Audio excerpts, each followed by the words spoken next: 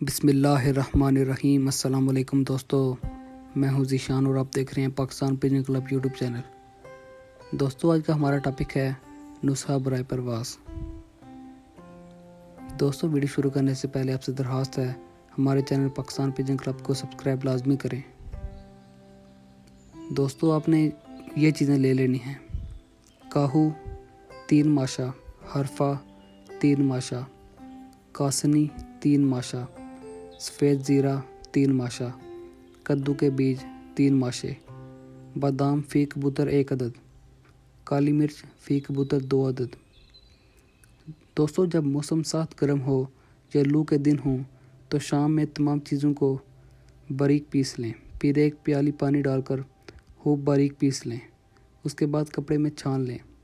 फिर ये पानी दाने के तकरीबन 3 घंटे बाद दें। पानी इस कदर डालें कि असल पानी का रंग हल्का तब्दील हो जाए। दोस्तों, अगर नुस्खा काम करे तो हमें अपनी दुआ में याद रखें। आज की वीडियो यहीं तक थी। उम्मीद आपको पसंद आई होगी।